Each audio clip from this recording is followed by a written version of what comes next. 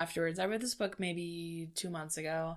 And as you might know, I don't like memorize books. I always have to like reacquaint myself with the books, especially with how much you read. Yeah, so I was reacquainting myself with this book, and one of the reviews on Goodreads was saying how interesting it was to have a main character like Meg, who is so strong-headed and like isn't a typical princess girl. She's into science, and she's into talking about interesting things, like smart things with her brothers and her family and her mom and dad, and how cool it was to have a role model in 1962/3 like that. And as someone who considers himself a feminist and like really is into role models like that, good for this author. Mm-hmm. In the 1960s, when nobody was doing this, right, to create a character just like that, right. And so I agree with that review. It really stuck out with me for that reason. And also, I'm not into like magic and sci-fi too much, but this book had enough of it and not too much of it, that I was interested in it. I love that. Yeah, it was so cool to explore that part of my brain. Right. Experience that world, the wrinkling in time, and like that whole concept of tessering and the tesseract. Yeah. It was cool. And for me, I was like, I guess I read the book a long time ago when I was like 12 or 13, and I loved it then. And I mean, at that point, I'd only read a couple chapter books in my life. Sure. Like, that was one of the first chapter books I'd ever read. And so, when we had decided to do this book for our third podcast, I was like, well, I'm going to need to reread that. Yeah. So I did, and I actually finished it today. Yay. Yeah. I saw your review on Goodreads. Yeah. I mean, it was one of those things where it's like, well, I need to reacquaint myself. Yes. But it's been way longer than 2 months. Yes. And did you think it was different from reading it as an adult? Absolutely. Because I have that pessimistic view on the world and how, oh, that's not real. Oh, her writing style is messed up over here. Oh, blah, blah, blah. Like, I'm not just in it for the adventure, I guess. And that's great. When I was 12, I was consumed by, oh my gosh, what if we could travel time? How cool would that be? And that was my focus. That's so interesting to hear. Yes. And so Beth actually, her birthday was in November, and she asked me what, I said, what do you want for your birthday? And she said, all I want is your favorite book. So I gave her the Wrinkle in Time Quintet, because in my mind I was like, that is the best book. I loved it. Because I was thinking back on my 12-year-old self. The nostalgia. Yeah. And that's one of the books that has affected me the most. And so I gave Beth the quintet for her birthday. And then as I was rereading it, I was like, I wonder, like, as an older, like, adult, how she read it. Because I know she got something way different out of it than I did as a young kid. Yeah.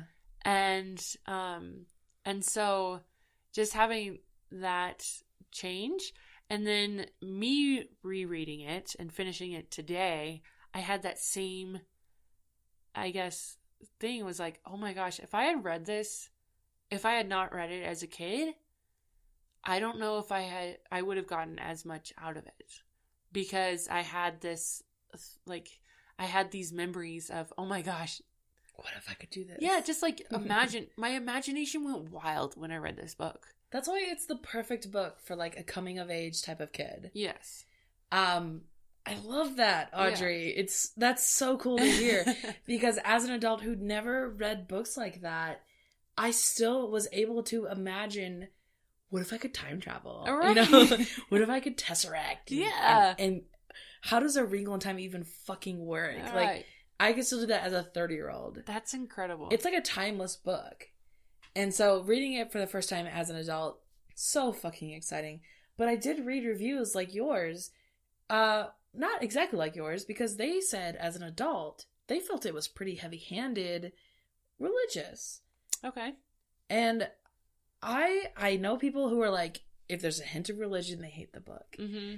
And I'm not that type. I'm not a religious person, but I'm not that type of reader either. Like, if there's a hint of religion, I can still relate it to being a good basic human, you know?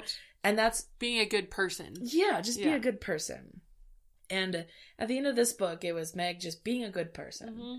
And I mean, you can read it as religious as you want, but right. And you can, I mean, if you want to read into the book and be like, well, this person represents this. Yeah. Inner, like, well, who is God it, like, in the this darkness. Book? Yeah, who is the darkness? Obviously Satan. Yeah. You know, like, like you can definitely do that in this book. Like you can with C.S. Lewis's of course. Books. Yeah. But at the same time, I think the bottom line is to just be a fucking good person.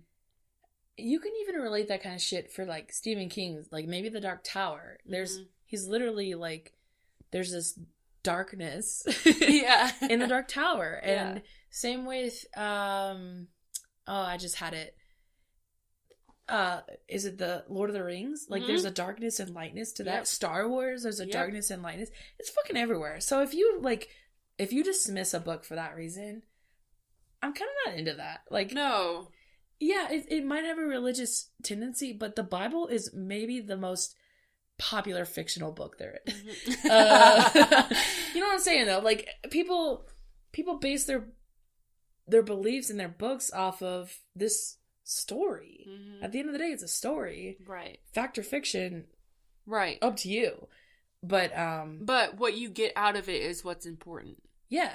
If you interpret that story as, like, I should be a good person, good. Yeah. And going back to that Bible comment that you just made. Oh, shit. Whether you believe that the Bible is true or not, it's like you just said, the bottom line story of what you get out of it, that's what matters. Yeah. So whether this book or whether any book that you can, I guess, relate to, dark and light, if you're like, oh my God, that's so religious, it doesn't fucking matter. What did you get out of that? Did you like it? Did you like it? And are you a better person or not from reading it? Yeah, exactly. Yeah. So anyways, I have a little story / confession to make. Oh my God, I'm so excited. I'm nervous. Let's hear it. So, after I gave Beth the quintet for her birthday, 30th. It was her 30th birthday. I didn't have a copy, and so I asked to borrow the book, the first one, so that I could catch up on it. And Beth was like, she gives me the book, and she's like, Audrey, don't fuck this book up. She's like, don't fuck this book up, because the last book she let me borrow, I guess... The Nightingale. It's, like, in fucking ruins. It's not in ruins. It just has a split down the middle. Not even. The cover's torn. She's just not impressed with how I returned it. Yes, exactly. What'd you do with this book? So I said, I promise. Oh my God, what happened? No, nothing. So I was like, yeah, I promise. I will treat this book like fucking royalty. I'm so nervous. So I had the book for one day, and my dog ate the book. No! Yes, my dog ate the book. And I was like, oh, of course you would. After I am never loaning you fucking anything. Hold on. Calm down. Calm down. I'm fucking pissed. So Beth came over like 2 days ago. Oh, God. And the book that was destroyed was sitting on the table. And she looked right at it. And she's like, yes, you looked right at it. And she's like, and just moved on with her life. And I was like, oh my gosh, I think she missed it. But anyways, here, I have it right here. Oh. Hold on. Is it ruined? I don't remember looking at this book. So here's the book. Oh my God. It's ruined. It's not I ruined. am never loaning you anything. Okay, so there's the book, and my dog chewed it up. Audrey. And there's a lot of splits in the book, too. I'm not a good reader. I don't take care of books. Audrey, but I'm never loaning you I did anything. the right thing, and I went to the store, and I got you a new one. Oh my god. I was about to murder you. No. So I get this one, and you get the one that hasn't been touched. Oh, it's so nice. It hasn't been touched. It The pages have not been read. good. So I get to keep the one that has some character, we could say. Dog bites? Yeah. Is that the euphemism for dog bites? Yes. But with the one that has the dog bites, it has all my notes in it, so that's You why did notes? I wanted to tell. No, but I actually did. You like studied that book. I didn't, but no, I did not study it, but I did recognize. Oh, I'm so happy. She's still not over I that. am so She happy. was so mad Thank and you so so happy in a much. matter of 1 minute. I can't believe that turn of events. You like totally surprised Are you me. gonna pee your pants? I literally already pissed them. Thank you. Yes, you have a new book. I can't wait to never touch it. And never loan it out. You don't have to loan it out. You don't have to even write your name in it. No one with dogs gets this book. Oh, man. Thank you. You're welcome.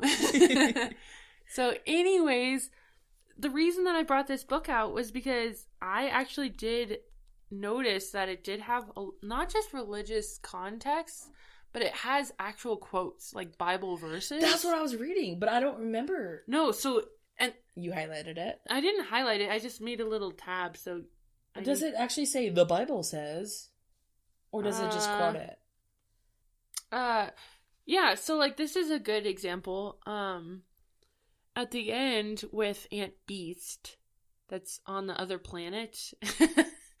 If you've never read this book, then you have no idea what I'm talking about. I hope my nieces call me Aunt Beast. Aunt Beast. But anyways, there's a character in the book called Aunt Beast. Okay. And she says, we are the called according to his purpose, and whom he calls, then also justifies. Of course, who have helped, and without help, it would be much more difficult. But anyways, that is an actual Bible verse. What is it? That's a Bible verse? Yeah, so that's an actual Bible verse. And I was raised seriously religious, and I can tell you that is in Romans. I don't even recall that. Yes. That is not even like the Bible says. It's literally Aunt Beast saying. Yeah, so that is an actual Bible verse. And then I found another one, and it's in bold letters. Oh God, like it's like from the script. Yeah, and I think I actually skipped it because I was like, but it's an entire half page of Bible. Wow. So I don't know how, like, intensely you were into... Apparently not very intensely. Like, raised as Christian. I don't know what your background is on that, but there was a lot of Bible, like, actual Bible references. Yeah, and that's why a lot of people dismiss this book. Uh-huh. So if you were raised in that background and you can pick up on those... It's obvious. It's very obvious. Do you think the movie is going to have a lot of that religious stuff? I am so curious to know. I don't think they will. The previews... Okay, when I watch that preview, I think, the fuck are you guys reading? Because that book doesn't look anything like what this preview is. Because all they're talking about is Meg being this empowered... They're just talking about how empowered she was. But in the book, she wasn't... I don't think she was that empowered until, like, the last few chapters. Right. Well, and I actually watched an interview with the three misses. Reese, Yes. Mindy Kaling, and Oprah. The Oprah. I don't know why I put Oprah last. Yeah, what the hell? Oprah, forgive me. No, but they had an interview with the producer, and they were saying that they want to take everything out of the classic that they can and then amplify it to what it could be today. So, like, non-religious? Well, I don't know. So we'll find out, but it's definitely going to be different and a lot more colorful. That movie together. Oh, for sure. Like opening night. Absolutely. I love watching movies that